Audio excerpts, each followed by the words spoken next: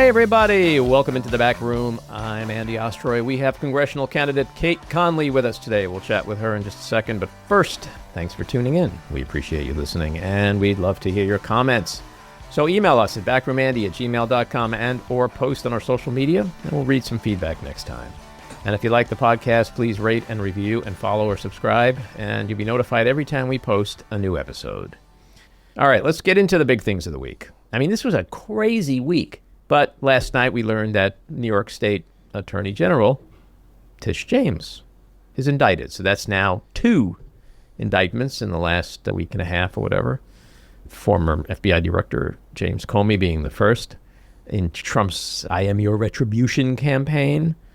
And I do believe that, at least according to almost every legal expert, it's very likely that both of these cases will get thrown out at the motion to dismiss phase. But even if they do end up going to trial somehow, that they'll never get a conviction. Because in Donald Trump's own words and posts, there's such a paper trail and an audio trail of him targeting his political opponents. So that leaves the defendants with very good cases for selective and vindictive prosecution defenses. And in James's case, it boils down to $18,000. That's apparently what is at the root financially of whatever alleged fraud they're claiming she committed. But after the indictment was handed up, Tish James came out with a statement. Let's play that clip. This is nothing more than a continuation of the president's desperate weaponization of our justice system. He is forcing federal law enforcement agencies to do his bidding, all because I did my job as the New York State Attorney General. These charges are baseless, and the president's own public statements make clear that his only goal is political retribution at any cost. The president's actions are a grave violation of our constitutional order and have drawn sharp criticism from members of both parties. His decision to fire a United States attorney who refused to bring charges against me and replace them with someone who is blindly loyal not to the law, but to the president, is antithetical to the bedrock principles of our country. This is the time for leaders on both sides of the aisle to speak out against this blatant perversion of our system of justice. I stand strongly behind my office's litigation against the Trump Organization. We conducted a 2-year investigation based on the facts and evidence, not politics.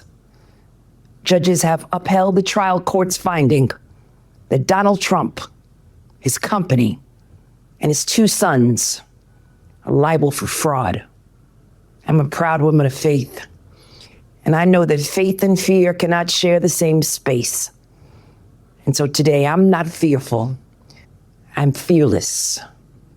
And as my faith teaches me, no weapon formed against me shall prosper. We will fight these baseless charges aggressively, and my office will continue to fiercely protect New Yorkers and their rights. And I will continue to do my job. My money's on Tish. But, with Donald Trump, everything is either confession or projection. So for how long did he run on, Democrats, Joe Biden? They're weaponizing the government, weaponizing the Department of Justice. And man, that is all that he is doing. When you saw this indictment come down, what did you guys think? No surprise.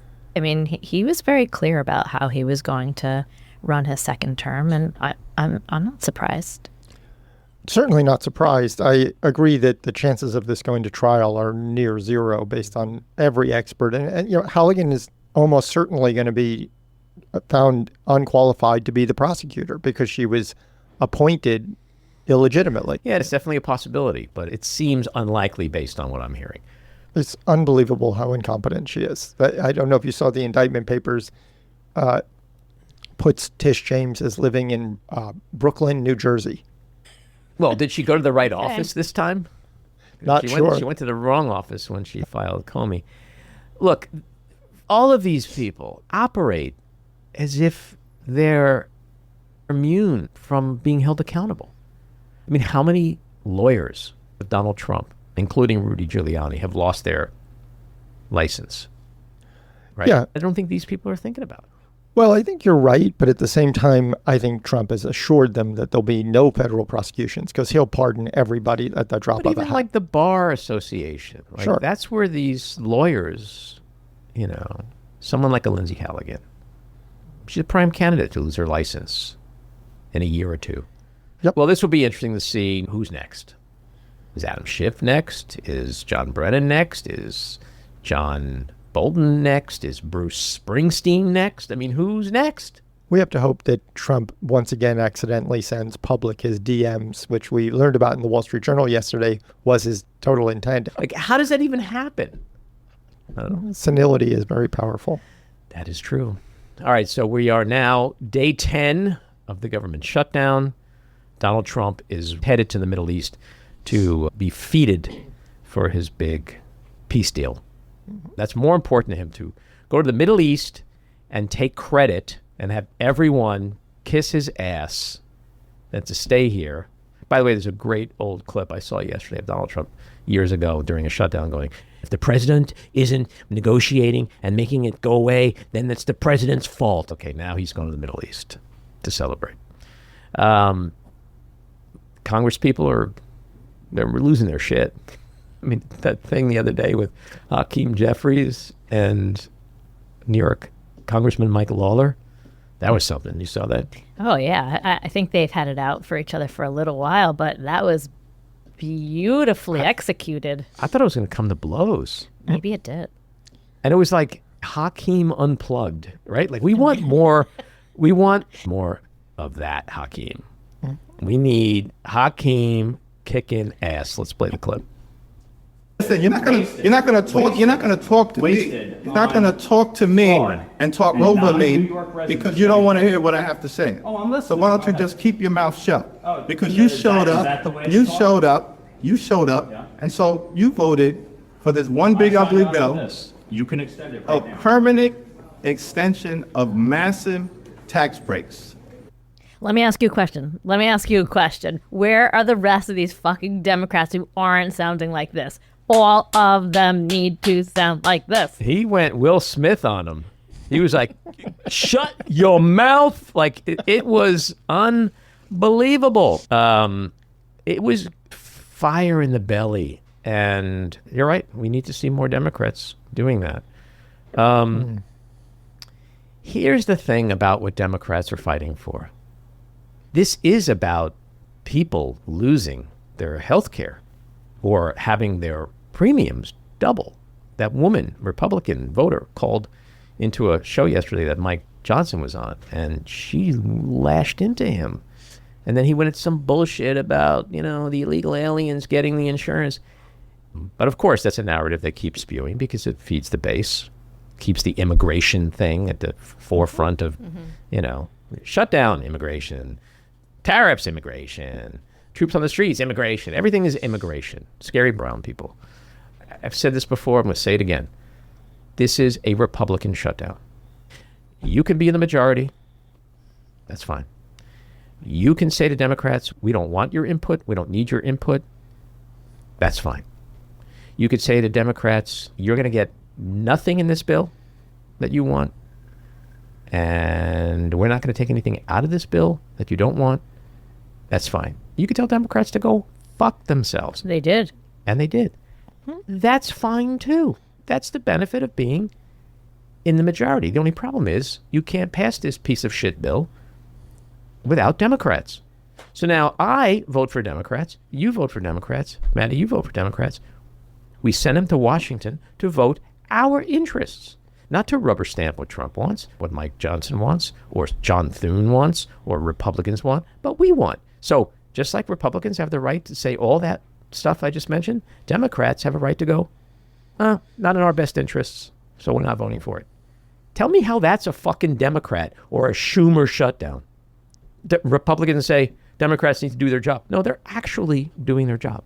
They're doing their job literally by not voting for something, A, which they had no input in, and B, is not in the best interest of their constituents. Do I get that wrong?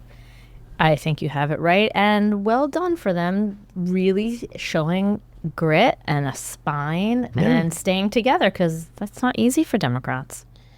No, we hope that they stay together. I just hope they keep it up, because things will get, unfortunately, really ugly. They're apparently just reporting that they're starting to do massive layoffs of government employees today. But that's all out of spite. And he says it's all going to be Democrat stuff and Democrat programs and Democrat jobs. Totally. And that's why Democrats are winning the messaging war. That's why every poll has voters blaming Republicans and not Democrats, because it's obvious what's happening here. Anyway, let's talk about the story that we cannot let go away. Epstein, okay? Which has the potential to be the biggest political scandal in the history of the world, because it's possible that the person sitting in the Oval Office is either a sex trafficking pedophile or he's protecting his cronies who are. But this week, Trump was asked about the Supreme Court refusing to hear Maxwell's appeal. And this is what he said. Back and they rejected today an appeal by Ghislaine Maxwell to overturn her conviction. That means her only chance of getting out of prison is a pardon for you. Is that something you're... Who are we talking about? Ghislaine Maxwell. I haven't heard the name in so long. I can say this, that I'd have to take a look at it. I would have to take a look. Did they reject that? She wanted to appeal her conviction. And what happened? They said that they were not going to hear her appeal. I see. Well, I'll take a look at it. I will speak to the DOJ. I wouldn't consider it or not consider it. I don't know anything about it. So, but I will speak to the DOJ. Why would she be handed the clemency, sir? I don't know. I mean, I'd have to speak to the DOJ. I'll look at it. I have a lot of people who have asked me for pardons. I call him Puff Daddy has asked me for a pardon. But she was convicted of child sex trafficking. Yeah, I mean, I'm going to have to take a look at it. I have to ask DOJ. I didn't know they rejected it. I didn't know she was even asking for it. I mean, what the hell was that? Comic relief. It's like, of course he's going to say that. I mean, what else is he going to say? He just talked about Maxwell a week and a half ago, but he hasn't heard her name in forever. What's interesting about the Epstein situation is that California Congressman Eric Swalwell has been teasing this week that there is a bombshell coming about Trump and Epstein, and that from his conversations, Republican congresspeople are getting ready to dump Donald Trump. Eric's been on this podcast a few times. I think he's a great guy. He's a straight shooter. I can't imagine why he would say that unless it's true. It's interesting. I mean, in the last couple of weeks, we've seen Howard Lutnick, Commerce Secretary, admit that there was massage tables all over Epstein's house when he went into the mansion. They lived next door to each other. And he said that there were video cameras everywhere. And it was his opinion that Epstein traded the tapes from those videos of very important, powerful people getting not so above board massages for his sweetheart deal down in Florida. We also have a situation in Congress. And part of the reason we have this shutdown is because Congress is not in session. Speaker Johnson is keeping his members away. One of the reasons he's keeping his members away is because Adelita Grijalvo, who won a special election in Arizona, has yet to be sworn in. And she has yet to be sworn in because there's no Congress to swear her in. And what happens when she gets sworn in? She becomes the 218th vote, the needed vote to force a vote on releasing the full Epstein files. So we have this situation where we have a shutdown in part because the Republican Party, because Donald Trump, because Speaker Johnson would rather see people get fired and furloughed and have our government in chaos than to hold pedophiles accountable. Think about that for a second. And remember, he's a good Christian. Oh, he's the best. So this is coming from a good place in his heart. He was so good. I loved him on Handmaid's Tale. There's also a House Oversight Committee investigation. That's not going away. And guess what happens in about a week and a half? Deceased Epstein survivor Virginia Giuffre has a book coming out, a posthumous memoir. And that shit is going to turn this scandal upside down. So I think Congressman Swalwell's on to something. Last but not least, Donald Trump's approval is in the toilet. It is down 10 points since June. He's underwater with the economy. He's underwater with immigration. This troop deployment bullshit is so fucking unpopular and backfiring so bigly. He's made a national hero out of Illinois Governor J.B. Pritzker. Pritzker has been elevated to status he can only dream of before this. Let's play this Pritzker clip because it's awesome. Look, he's a coward. He says a lot of things to the camera. He likes to pretend to be a tough guy. Come and get me. Come and get me. He's demented, literally, unhinged. And this is somebody who's so insecure that he lashes out pretending that he can come arrest people for no reason at all. He can't. He isn't going to do it. Taco. Trump always chickens out. I love it. We need more of that. All right, let's get to our winners and losers. My winner, Donald J. Trump, for negotiating a peace agreement between Israel and Hamas. My second winner, Argentina, for receiving a $20 billion bailout during our government shutdown that will support Scott Bessent's investor class allies. My loser is a three-way tie between Pam Bondi's appalling performance at the Senate Oversight Committee, RFK Jr.'s insane rants at Trump's cabinet show, and Scott Bessent's Argentina hedge fund giveaway of $20 billion taxpayer dollars. My winner is Oklahoma Republican Governor Kevin Stitt for breaking with the party of Trump and actually believing in states' rights when he told the New York Times, quote, Oklahomans would lose their mind if Pritzker and Illinois sent troops down to Oklahoma during the Biden administration, unquote. My winner, what Matty just said. My loser, RFK Jr., who now blames autism on early circumcision because the boys are given Tylenol. Apparently the brainworm is still feeding.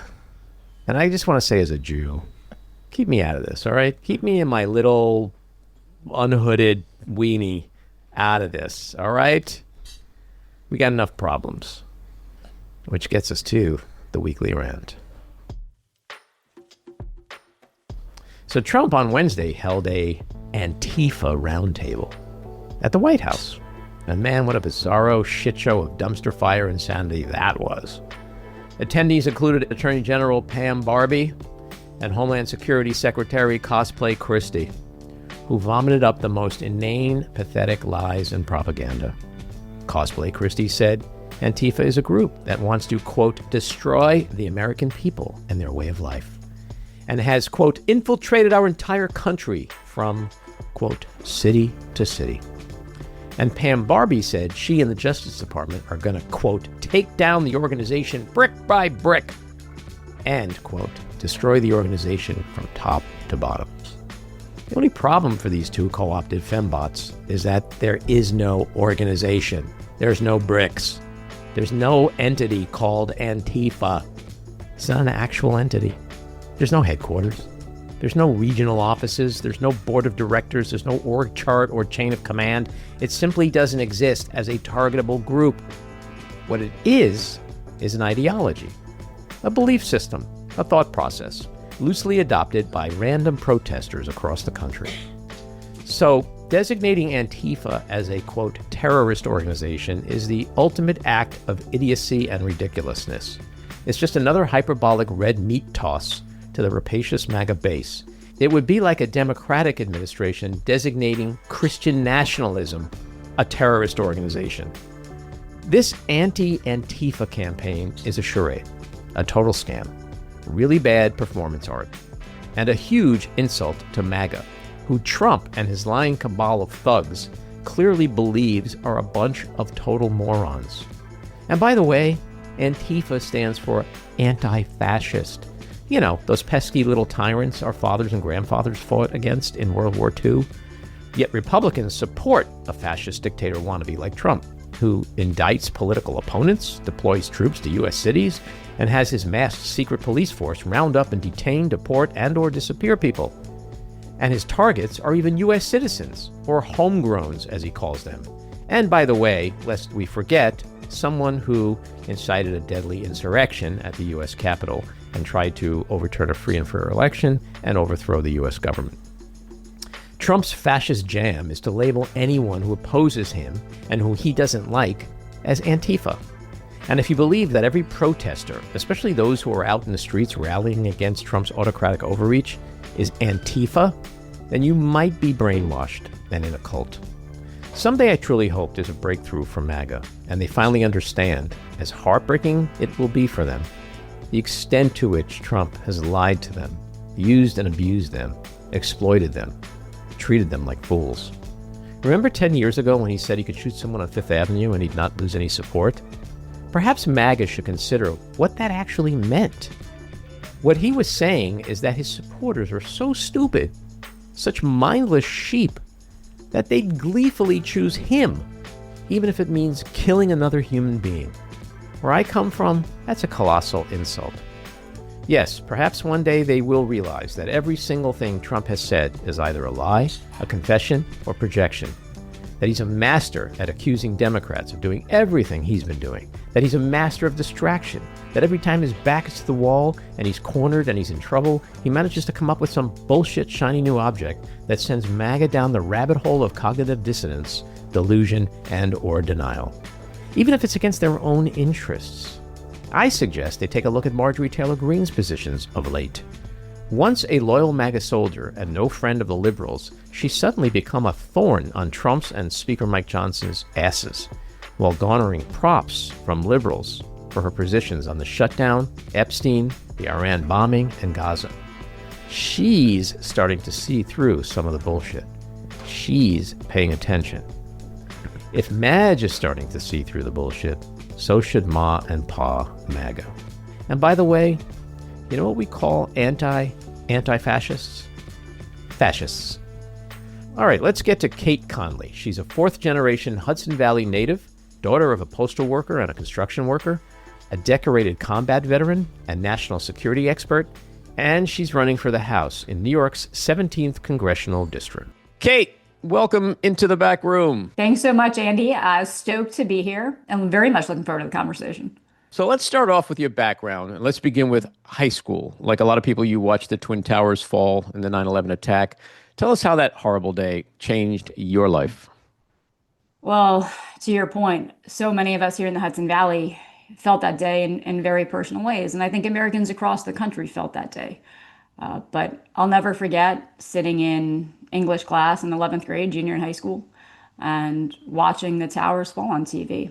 And that night is when I went home and I told my mom, if they want to fight, that's where I belong. What just happened, we can't let happen again. And, the values that my family instilled in me, that the Hudson Valley as a community instilled in me. We come from blue collar roots that go back 4 generations here. My great grandfather and grandfather, they worked in the brickyards outside of Montrose. My dad, construction worker. My mom has been with the U.S. Postal Service for 48 years, serving communities up and down the Hudson Valley. And it's those values of working hard, fighting for what matters, having the courage to do the right thing and to stand up. That's what my community, my family taught me. So when 9/11 happened, for me, the next steps and my responsibility to fight and serve was clear. And, I give G.I. Jane and Demi Moore tremendous credit because that movie growing up, showed me it was possible for women to fight.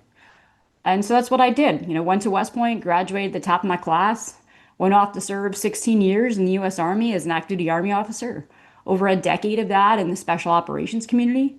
So a lot of the stuff I did, I can't talk about, but the stuff I can, I did 6. Well, just send us a signal text. Or maybe they'll leak my records. Go for it. I am so proud of what we've done. But I did 6 combat tours I can talk about, in terms of we literally went to the most dangerous places to hunt down the most brutal terrorists that threaten the safety and security of Americans here at home and around the world. And Andy, I think this goes back to people who've lived their lives solving hard problems in places where the stakes could not be higher, right? And I have to tell you, the privilege of my lifetime has been leading America's sons and daughters in defense of this nation. And it is that kind of feeling, right? That sense of responsibility to fight for what matters. That's certainly what inspired me to take on this next fight. And you were the only person to go to college in your family or graduate from college. Is that correct? Andy, when I say I live the American dream, I mean, neither of my parents graduated from college. I got to go to West Point, earn a master's degree from Harvard, MIT. I got to work at the White House as the director for counterterrorism, and I just turned 40, right? Like, I'm ready to go. And it is that spirit of truly in America, you have boundless opportunities for your future that I think is so, so special, and why people all over the world try to come here because of the American dream. But I will say the American dream that I got to live feels way too distant and almost impossible for too many families here in the Hudson Valley. And that is us failing as America, if that is the reality that American working families are facing. So you are running for Congress in New York's 17th district, which includes Rockland, Putnam, parts of Westchester, and Dutchess counties. The seat is currently held by Republican Representative Mike Lawler. It's a pretty crowded field in terms of Democrats vying for the nomination. What do you believe are the top 2 or 3 things that set you apart from your opponents? I think my blue collar roots here in the Hudson Valley, I'm the only one born and raised here in this field who truly comes from blue collar working class roots. So when we talk about the struggles that families here in the Hudson Valley are facing right now, they're not hypotheticals or case studies for me. They're daily life. You know, I have 2 sisters that can't afford to move home. I am dealing with the struggles of how do we pay for bills while continuing to serve? Like, these are very real things for my family. And so when we talk about why I'm driven, the fire inside to fix this, to make America work for working families again, it's personal. You know, I think this challenge is so important that I take on. Out of this field, I'm the only non-millionaire. And so when you talk about working people representing working Americans in Congress, I think that is missing. And because of that, Congress itself is failing working families. And so getting more people who get it, who have the struggles of balancing a checkbook, right? Balancing a budget, and still trying to give your family opportunity, right? Not just survive, but try to thrive. And that is just so important here. I think the other part is, look, I'm the only one who stepped up and has fought to defend this nation, wearing the uniform, right? Serving overseas. And I think that being an Army Special Ops combat veteran who has truly gone out in the highest of stakes and delivered for this country is such an important part of building trust with people. And when you talk about elections and how people vote for who represents them, Andy, it's about trust, right? It's about people going in and saying, I believe that this person is going to do the best thing for me and my family. Even if we don't agree on every policy issue, they trust that I'm going to go out there and do what I've done my entire life, which is fight for this country that I love and do the right thing for this country and for working American families. And that is what we need in this country right now. So much.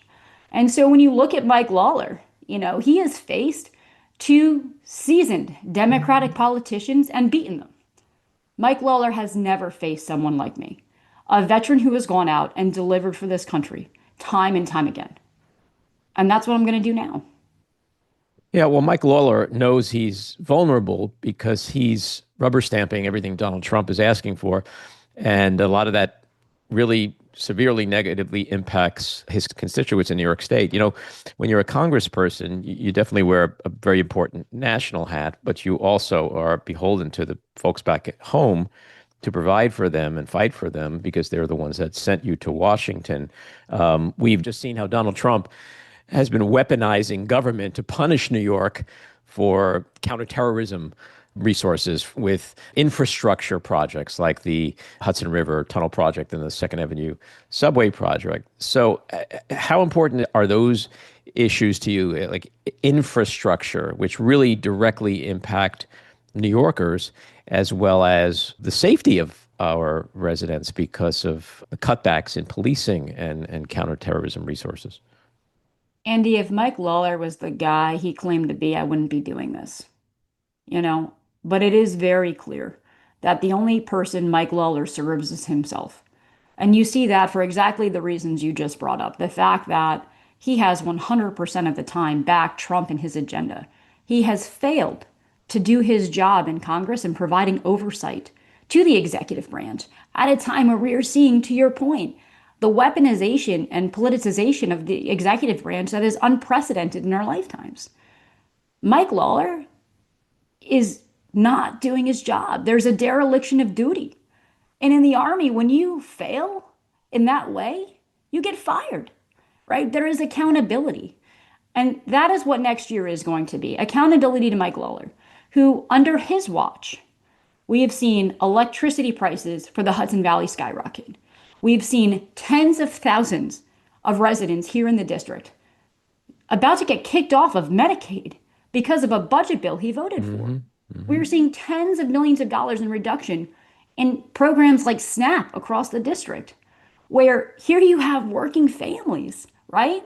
We're talking about the health and wellness of our children, and he is ripping that away. And his job is to set the conditions for families here to thrive. And instead, he is willing to play partisan games and put their futures in jeopardy to advance his political ambitions. And that has been made abundantly clear. And that is where accountability is coming. Yeah, well, his positions with regard to the shutdown in particular, healthcare, it's very important to his constituents, yet Democrats, as we are seeing, are fighting to extend the Obamacare subsidies and also trying to reverse the huge cuts to Medicaid that are in what I call the big ugly ass bill. I wish everybody would stop calling it the big beautiful bill. And so when you said he serves no one but himself, you're right, but he also serves Donald Trump. And I think that is going to get him in trouble in this next election because he's not representing New York State. And when you see him on TV in the interviews, I mean, he's a guy between a rock and a hard place. Like, he knows. The worst thing in the world is to know you're in trouble and not be able to do anything about it because you have pledged undying fealty to the king.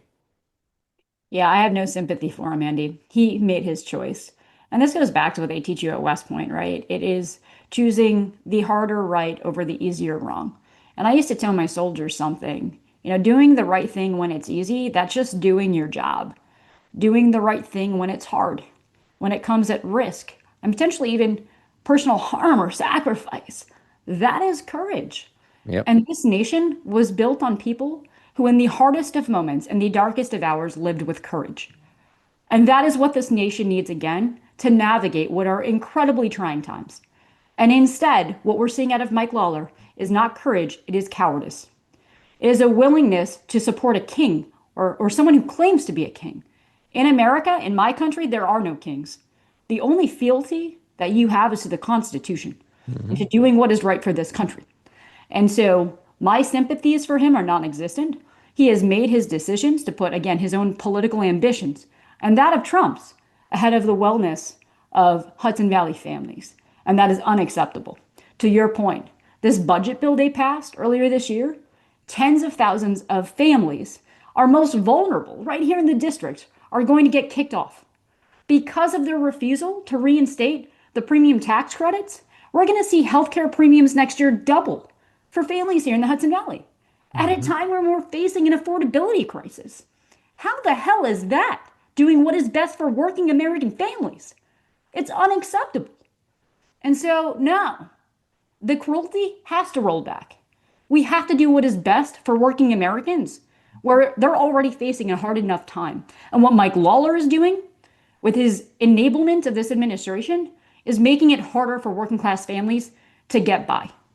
Yeah, look, Democrats actually have a voter registration advantage in your district, and it went for Biden in 2020 and Harris in 2024, which means the seat is winnable. So how do you plan to flip that seat? What is your message to independent voters, to moderate Republicans, those that you can possibly win over? So it's funny, Andy, when you look at how the map in New York has evolved over time. When I was growing up, New York 17 was in the Bronx. Right. So it's like every 10 years. Well, it's right. It's been so carved up. Yeah. So every 10 years we go through the census. Recently, New York's been losing seats, right? So we redraw the lines. So from 2011 to 2020, this district was basically two counties, Westchester and Rockland. And that's where you're right. In 2020, Joe Biden won this district by 10 points. But coming out of the 2021 redistricting, this New York 20 or New York 17 is fundamentally different. It's now four counties, not two. Like you said at the top of the podcast, we've got Rockland, Northern Westchester, all of Putnam and Southern Dutchess now. And so while there are more registered Democrats than Republicans, 28% of registered voters in New York 17 are unaffiliated or independent. And so for a Republican or Democrat, we can't win this district with just registered voters from our party alone. We have to be able to win people over a party.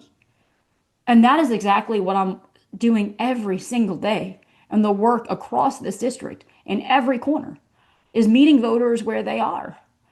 And when you look at what people are craving right now, I truly believe it is leadership.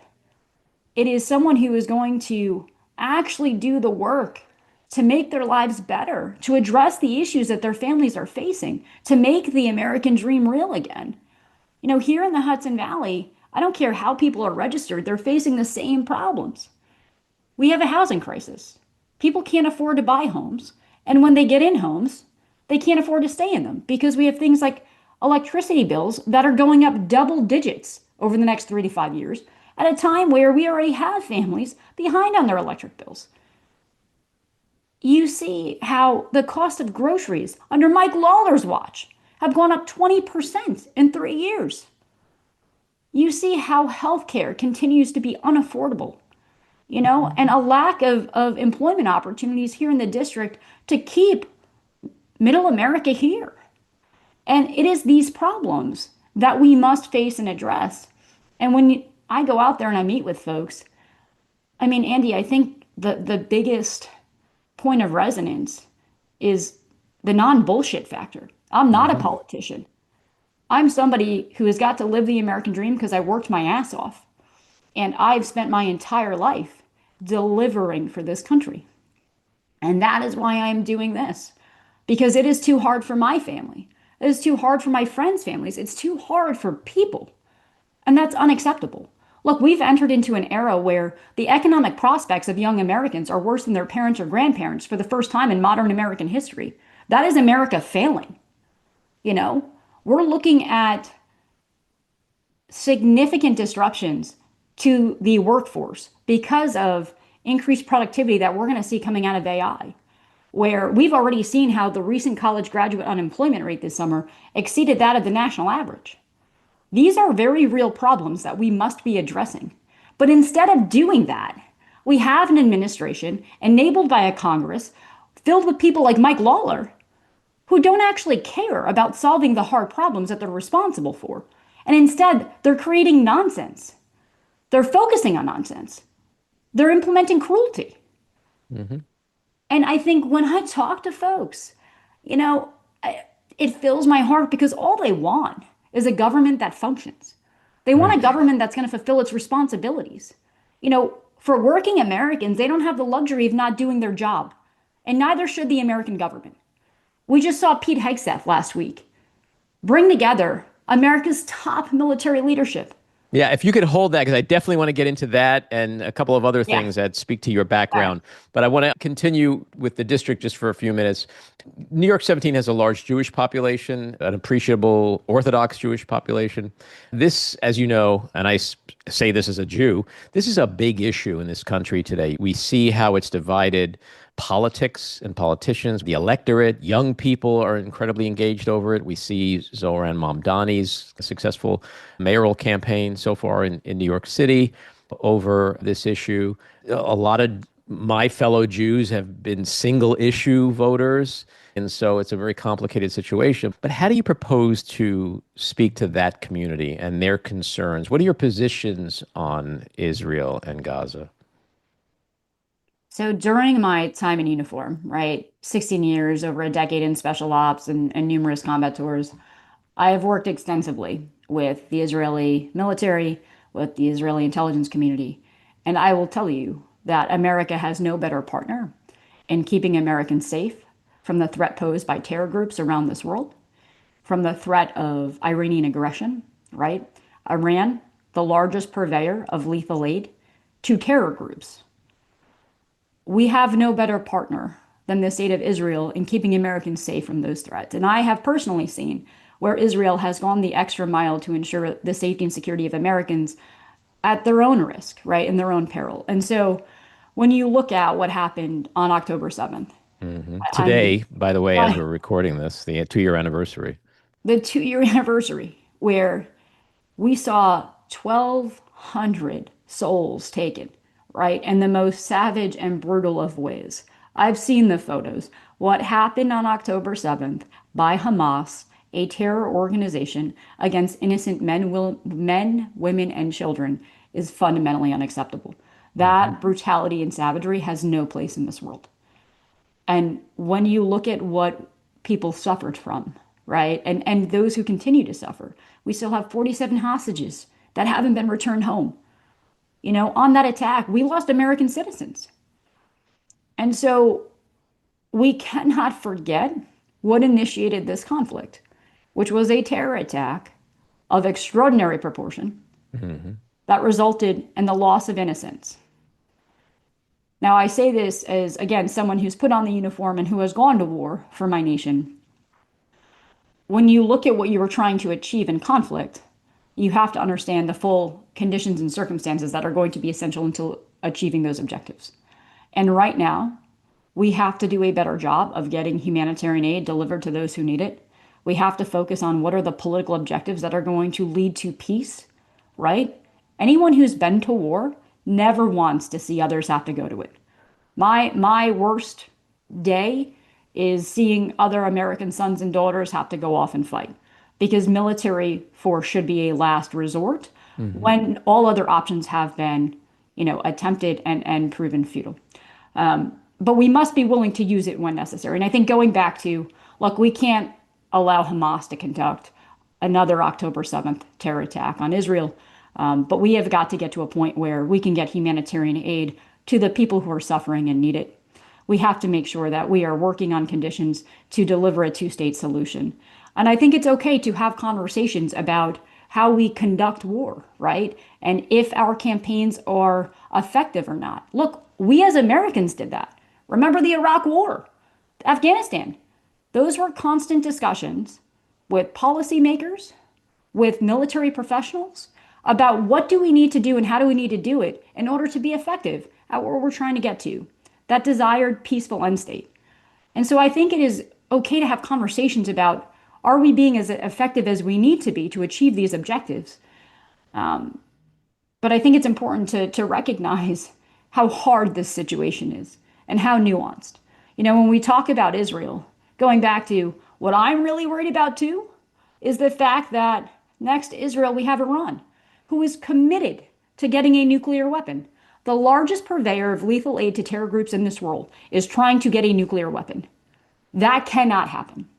We're already seeing how Iran is enabling the war in Ukraine by providing Russia with suicide one-way UAVs that are devastating communities. I mean, what was it? Just days ago, we saw a 12-hour bombardment of Kyiv using missiles and drones. Iran enabled that. And so this is where, going back to why it matters so much to have members of Congress who understand the complexity and nuance of what is going on in this world, because none of this is easy. And I think, again, going back to why I'm doing this, look, I spent the last 20 years of my life learning how to fight and defend this nation, deliver hard results for this nation. The last 4 years, I was the director for counterterrorism at the White House, and then went off as a senior executive at our cybersecurity and infrastructure security agency, working to strengthen the defenses of our nation's critical infrastructure, everything from the water we drink to the energy that powers our lives, to our telecommunications infrastructure, to our hospitals. And we have some very real challenges. We have groups like ransomware actors locking up American hospitals, resulting in the deaths of Americans here in the homeland. We see China on our nation's telecom infrastructure and the ability to shut down critical infrastructure like we saw with Colonial Pipeline. we have real national security challenges ahead of us that we must be addressing and focusing on. But we've got to have people who are capable of understanding the complexity of those issues and what it's going to take to deliver real results to further America's national security interests. Let's move on to the military. So right now we have Trump's deployment of National Guard troops in American cities. The U.S. president has essentially declared war on our own citizens. Your thoughts?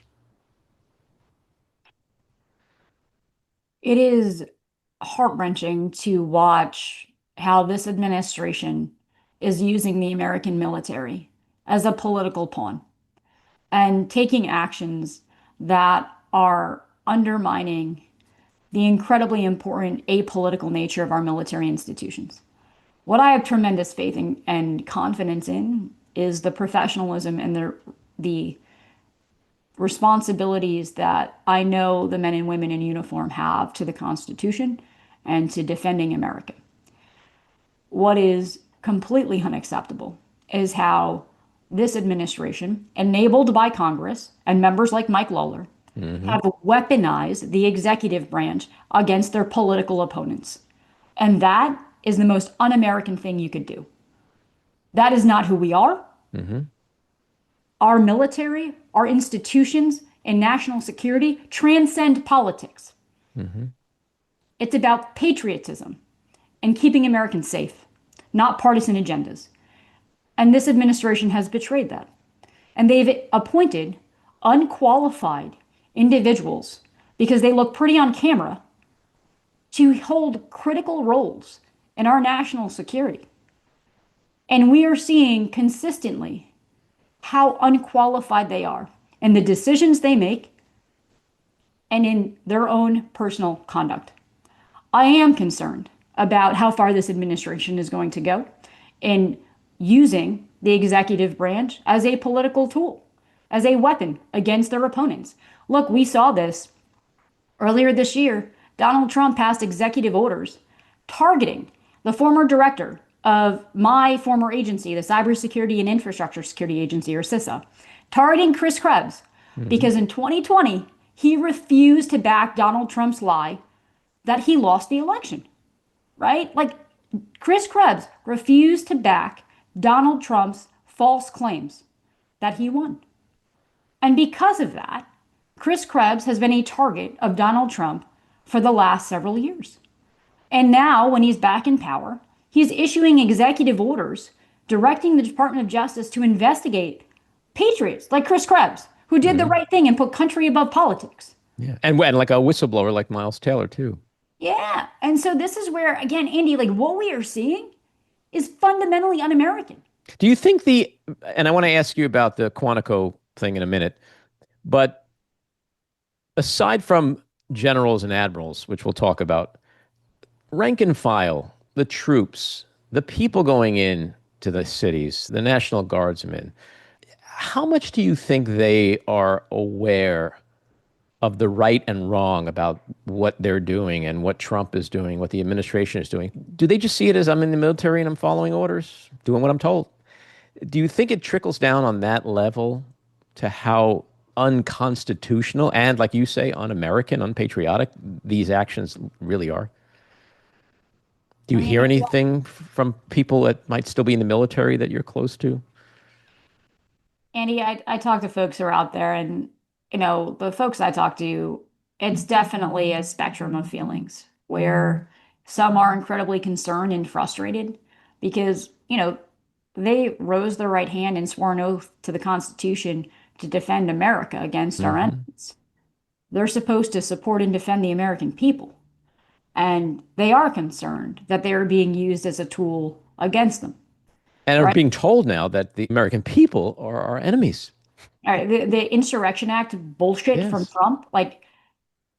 So I think there's some that don't realize what's going on, right? Because they're just showing up and they're doing their job. And they want to be responsible to the American people in terms of, if I'm being told I need to go here to help protect Americans, I'm going to go.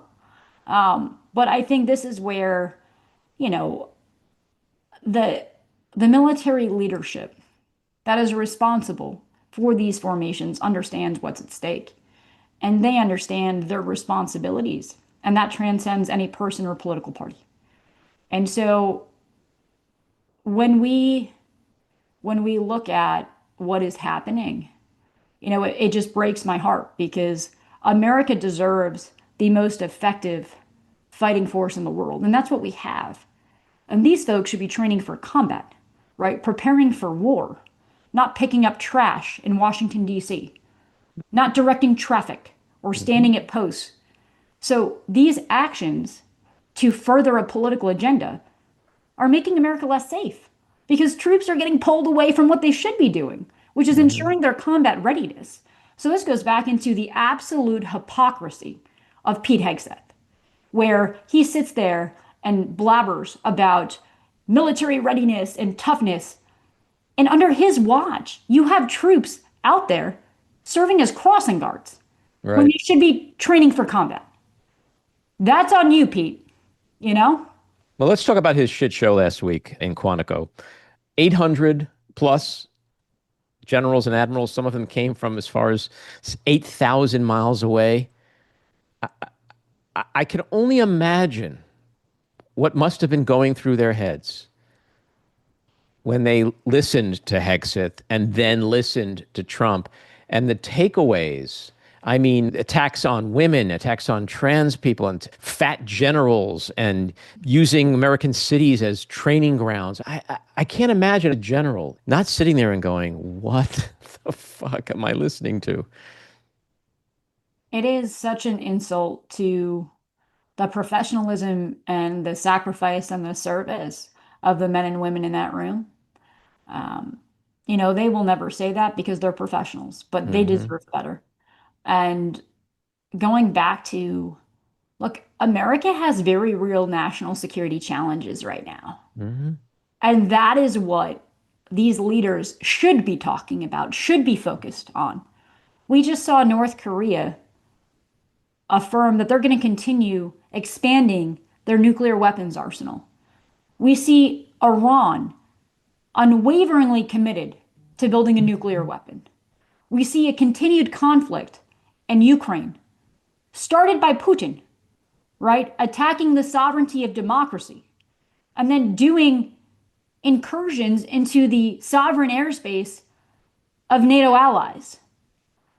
We have very real threats. I talked about it earlier. We have ransomware actors, many of whom who are enabled by some of our strategic adversaries like North Korea, like Russia, who are conducting cyber attacks on our nation's critical infrastructure, extorting billions of dollars in costs, in ransoms. That is what America's military should be focused on, keeping America safe. Instead, you see the Secretary of Defense compensating for his fragile ego, going up there and pounding his chest about how tough things will be under his watch. A man who could not do this as a full-time job himself, right? He could have served active duty, and he didn't. And so when you look at this guy who has this incredible responsibility of being the civilian leader of our nation's armed forces, and he gets on that platform and makes an absolute joke of himself, it is an insult to the men and women in uniform, and my heart breaks for them because they deserve so much better. And I will tell you, as somebody who came up during the era of gender inclusion in combat arms, I started my career before we opened all combat arms branches to women. And as someone who graduated the top of my class at West Point, conducted all the same tactical exercises and tactical responsibilities, as someone who cut my teeth in some of the most elite military units in the world, we have gone out there and done the job, not as women, but as soldiers.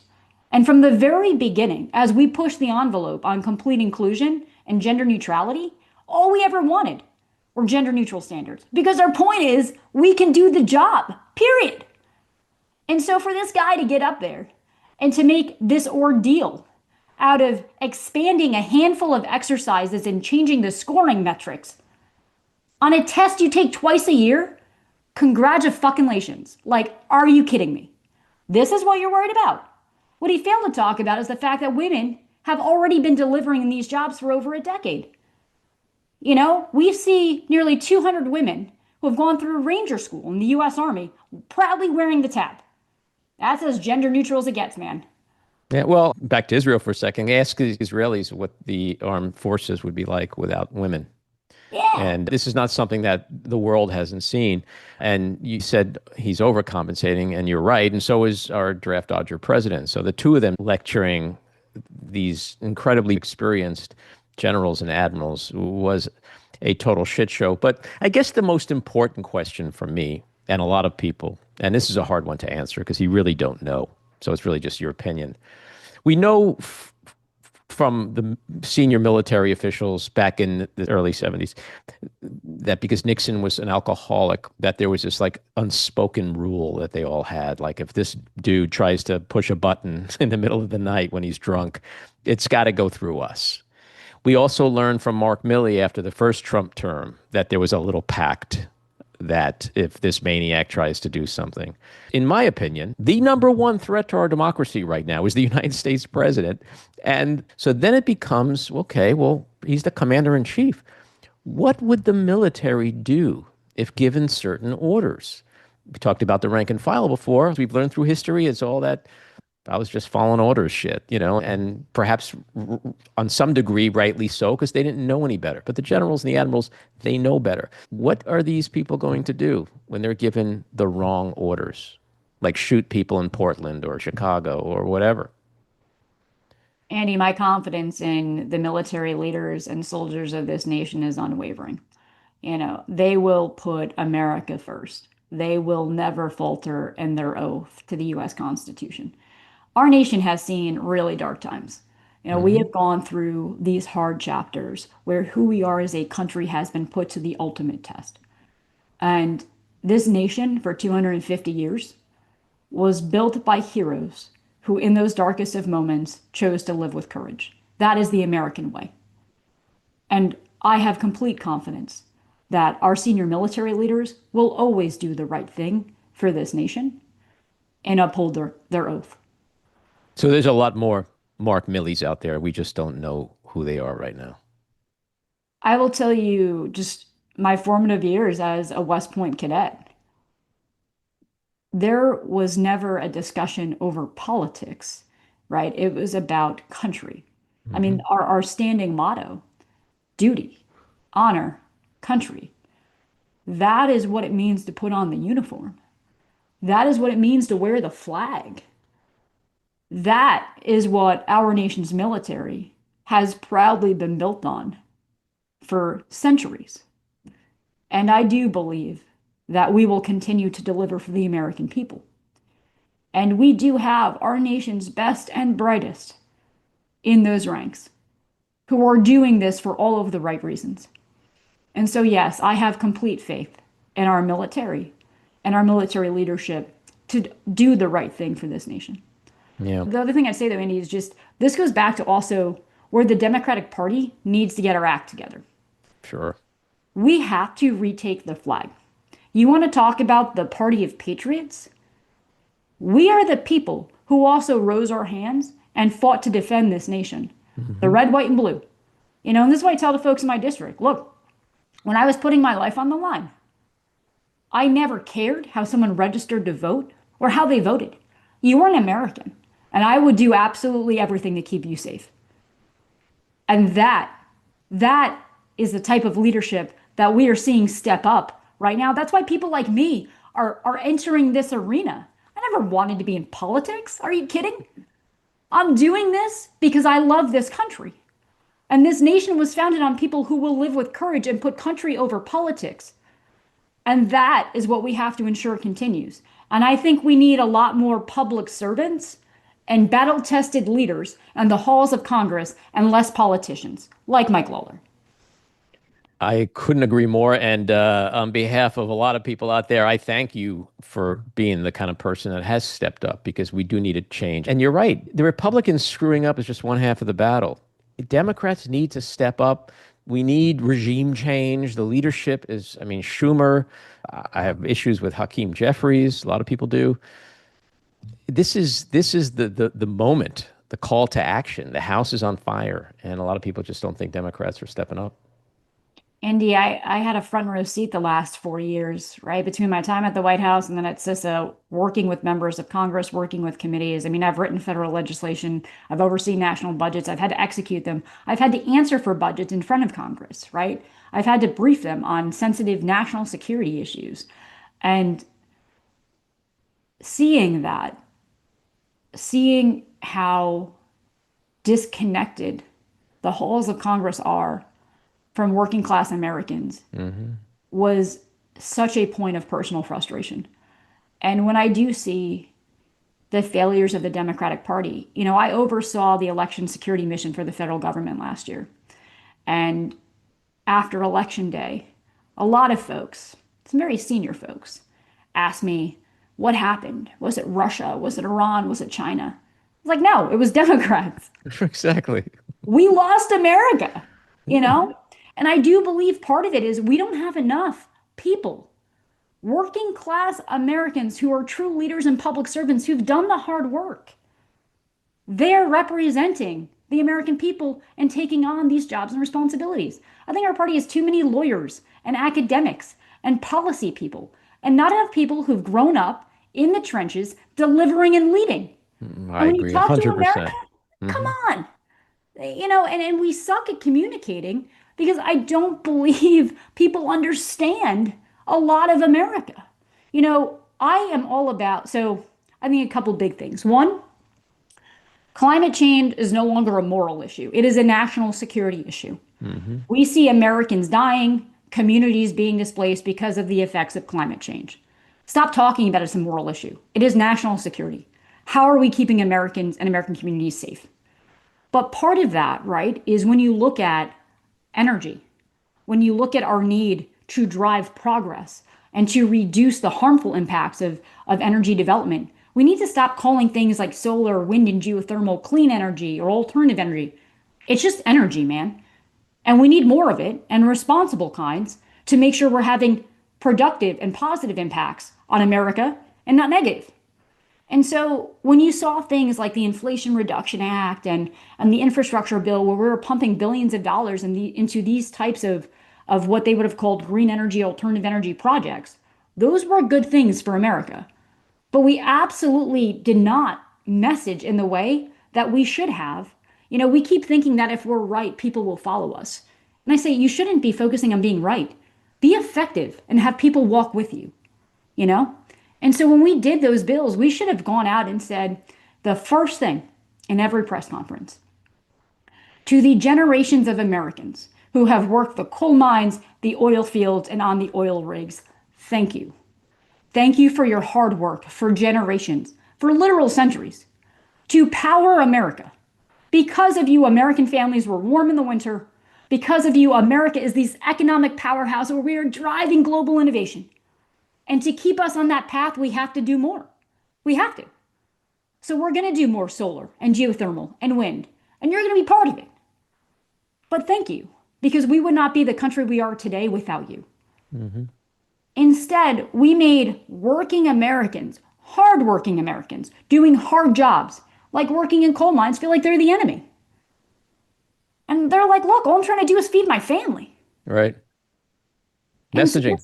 Messaging. And honestly, Andy, just having real people. Authenticity is priceless. Yep. Well, look, this is the biggest compliment I can give you. I think if you went into a bar in the reddest part of your district and sat down and started talking to people, which I'm sure you're doing and will be doing more of, and you just started talking for an hour, the way we have, I think if you didn't tell people at the start of that conversation what your party affiliation is, to me, there's no way at the end of the conversation they could tell whether you're a Republican or a Democrat. Because it's not about politics. We're all just the same in so many ways in terms of the things that we are concerned about.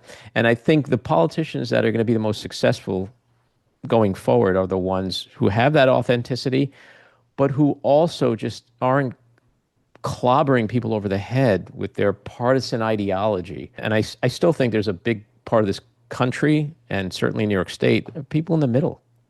And they don't want to get involved in left bullshit or right bullshit. Like you say, they just want to feed their families and, go to a ball game and be able to buy a new car and not, have to worry about the shit we've been worrying about. And so I think you represent that very well. I mean, it's why I'm doing it. I'm not doing it for one side or the other. I'm doing it because I believe in America and I believe our best days are still ahead of us. Yep. But we've got to fix the path we are on. And I do believe that politicians on both sides got us into this mess, and more politicians are not going to get us out of it. This is where we need battle-tested public servants. And this is going back to why I'm taking on Lawler. He is not that leader that our nation needs. He is the antithesis of it. He puts himself before all else, and that is wrong. And that is not what is going to lead this country out of this mess right now. And it goes back to, look, I'm not a politician. I'm a patriot, a proud public servant, and someone who will always do the right thing for this country. Period. And if people want to support you, where do they go? CaitConley.com. That's it. Just come check us out. Reach out to us. Follow us on socials. But we've got a really hard fight. But it's a fight that I know we will win because we are doing it for the right reasons. And at the end of the day, that matters. Is there a primary date set yet for next year? I don't think it's officially set yet. It's end of June. So we'll see what the field looks like. We still got a long way. But I will say, we are, because of individuals who believe in what we are fighting for, the amount of support, Andy, has truly been humbling. We are outraising the field. We've raised $1.3 million since launching at the end of March, and we're just getting started. And I could not be more grateful or humbled for taking on this fight for Hudson Valley families, for American families, because this district, as much as it's about the future and the fate of Hudson Valley families, the role this is going to play next year in determining the House of Representatives and who controls it cannot be understated. It was one of 3 districts last year, right, that went for Kamala Harris and Republican. And it is going to be hard to win. You cannot win it with just Democratic voters alone. To your point, we got to win people. My people, by the way, people like my family. And so this is a fight that I believe is noble and necessary, and super proud to be leading the charge in. Well, keep up that good fight. And do come back and chat with us again. Update us on the campaign. Absolutely. Thanks, Andy, for having me. All righty. Take care. Bye, Andy. This episode was produced and edited by me, Andy Ostroy. It was co-produced by Matty Rosenberg and Jen Hammoud for Radio Free Rhiniecliff, with additional editing by Matty Rosenberg, music by Andrew Hollander, and graphic design by Cricket Lengyel. And with a special thanks to our sponsor, The Epicurean. Again, thanks for listening. Please rate and review wherever you get your podcasts, and subscribe to the Backroom with Andy Ostroy YouTube channel, where you can watch full videos of our interviews. See you next time.